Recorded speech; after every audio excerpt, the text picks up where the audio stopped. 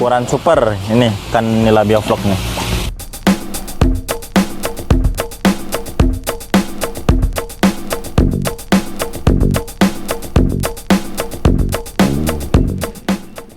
Ikan nila memiliki peminat yang luar biasa di Indonesia sendiri. Tak heran jika pemasokan ikan nila semakin hari semakin berkurang. Bahkan banyak sekali petani ikan yang mengeluhkan permintaan ikan nila yang melonjak drastis. Untuk kalian yang ingin menanggulangi kekurangan pemasok ikan nila, yuk mulai dari sekarang budidayakan ikan nila, khususnya di kolam air terpal. Namun harus menggunakan sistem terbaru ya, yaitu bioflok. Ini dia cara budidaya ikan nila di kolam terpal bioflok.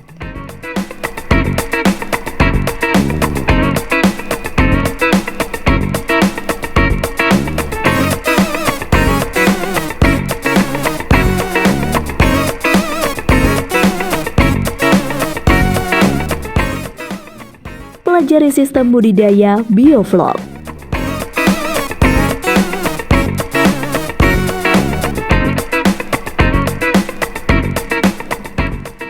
Sebelum pada akhirnya kalian menggunakan sistem budidaya ikan bioflok, kalian lebih dahulu wajib mengetahui dan memahami dulu bagaimana sistem bioflok ini digunakan.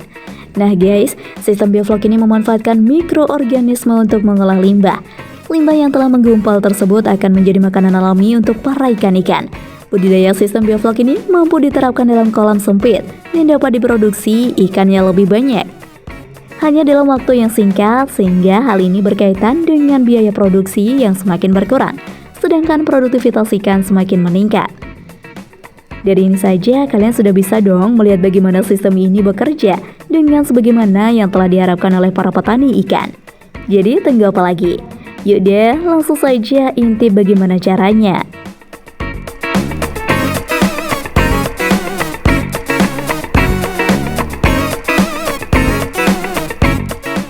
Pembuatan kolam ikan nila.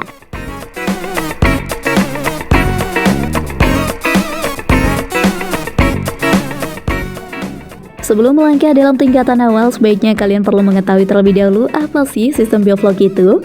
Nah guys, yuk kita bahas dulu sejenak ya. Bioflok berasal dari kata bios yang artinya kehidupan dan flok yang berarti gumpalan. Jadi, bioflok adalah salah satu sistem pemeliharaan ikan dengan cara menumbuhkan mikroorganisme yang berfungsi untuk mengolah limbah budidaya itu sendiri untuk menjadi gumpalan-gumpalan kecil yang bermanfaat sebagai makanan alami untuk ikan yang akan dipelihara. Yang diharapkan masyarakat dengan menerapkan sistem bioflok ini adalah penggunaan pakan lebih efisien, produktivitas tinggi, hemat air, dan juga ramah lingkungan. Salah satu ikan yang dipilih untuk sistem ini yaitu ikan nila. Karena nila mempunyai daya toleransi yang tinggi terhadap perubahan lingkungan dan merupakan ikan pemakan fitoplankton, zooplankton, dan detritus. Kolam yang harus digunakan oleh sistem bioflok di sini adalah kolam yang menggunakan terpal. Kalian yang sering nonton channel kami pastinya sudah tidak heran ya jika pembahasan tentang kolam terpal. Karena video-video sebelumnya kita telah banyak membahas pembahasan masalah kolam yang satu ini. Tapi jangan kaget, kali ini kita akan bahas lagi secuil tentang kolam terpal ini. Tidak membutuhkan lahan lebar untuk mendapatkan kolam terpal ini. Cukup dengan lahan sempit dan minimnya air, kita bisa juga membuatnya.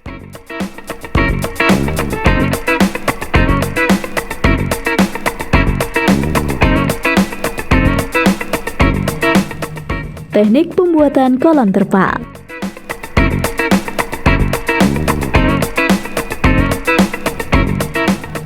Membuat kolam terpal bisa dilakukan di tempat mana saja. Namun sebelum itu, kita harus memastikan sebagai berikut.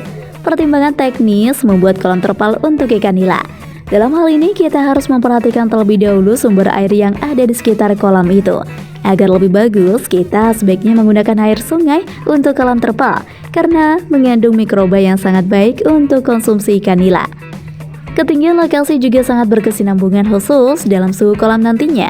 Budidaya kolam terpal ini akan berjalan dengan baik jika memiliki ketinggian air yang tepat, yakni sekitar 0-500 meter di atas permukaan air laut.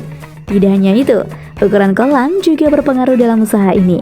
Untuk benih ikan nila biasanya tinggi kolam sekitar 60 cm. Namun, untuk pembesaran ikan, kita harus menggunakan kolam dengan ketinggian 100-150 cm. Dalam proses peletakan kolam di dasar tanah, kalian harus mencari area yang datar atau didatarkan melalui pengerukan.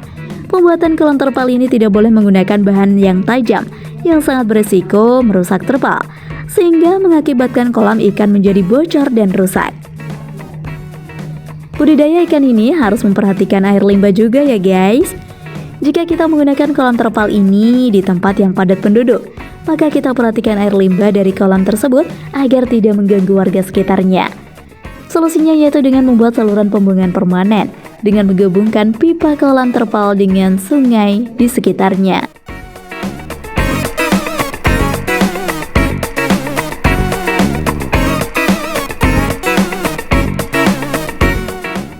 Tahap pengisian air kolam.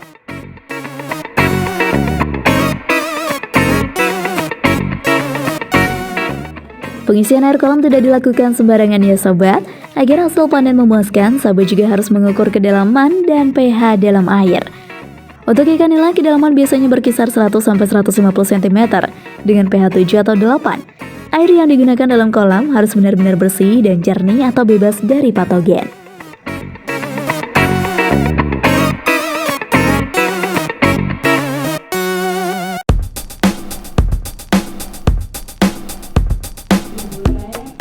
Tahapan siapkan bibit atau benih ikan.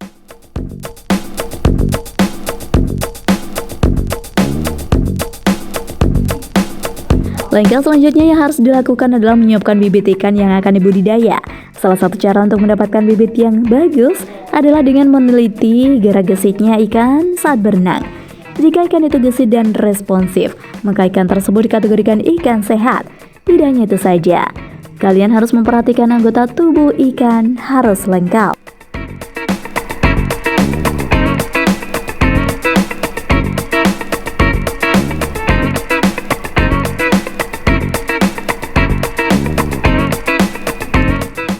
Tahap perawatan.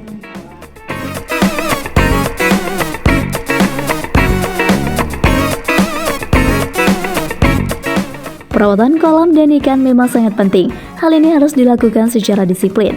Fungsi sistem perawatan ini yaitu untuk memenuhi kebutuhan ikan dan mencegah penyakit. Jika Anda menyukai video ini, silahkan klik like dan subscribe untuk mendapatkan video update terbaru dari kami. Selain pembersihan kolam dan alat-alat, maka pemberian pakan juga harus diperhatikan. Berilah pakan yang berkualitas dari segi protein dan kandungan nutrisi yang sesuai. Sebaiknya pakan diberikan dalam 2 kali sehari, yaitu pagi dan sore hari.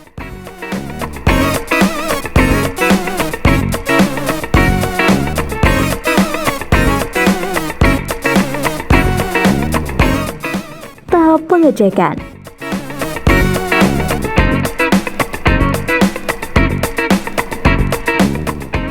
Tahapan evaluasi atau kontrol adalah langkah yang harus dilakukan dalam budidaya.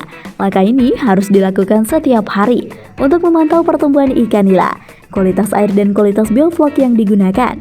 Tidak hanya itu, kalian juga harus mengevaluasi alat dan kolam ikan. Jangan sampai ada kerusakan karena bisa mempengaruhi pertumbuhan ikan.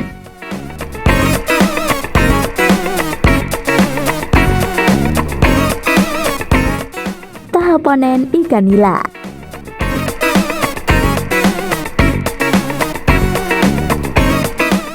Seperti yang diakui oleh Ketua Kelompok Budidaya Ikan Indra Makmur Sukabumi, Samsul Bahari, mengatakan bahwa dalam pemeliharaan selama 3 bulan, produksi ikan nila yang diperoleh sekitar 270 kg, dengan ukuran panen 200 kg per ekornya. Bila harga ikan nila 20.000 per ekor, maka bisa-bisa meraup keuntungan kotor sekitar 7 juta per siklus kolamnya. Untuk keuntungan bersih dalam per kolam bisa meraup 3 juta per siklus. Jika per bulan, maka bisa mencapai 28 juta rupiah. Dari sekian banyaknya penghasilan yang didapat dari budidaya ikan nila, dapat membuat banyak orang semakin mengidam-idamkan peluang bisnis yang satu ini. Bahkan tak sedikit juga pemula yang mencoba untuk membudidayakannya. Lantaran keuntungan ikan nila yang cukup lumayan besar, lalu akankah kalian juga ikutan mencobanya? Jika memang iya, gunakan cara dan teknik yang sudah Mimin jelaskan tadi ya.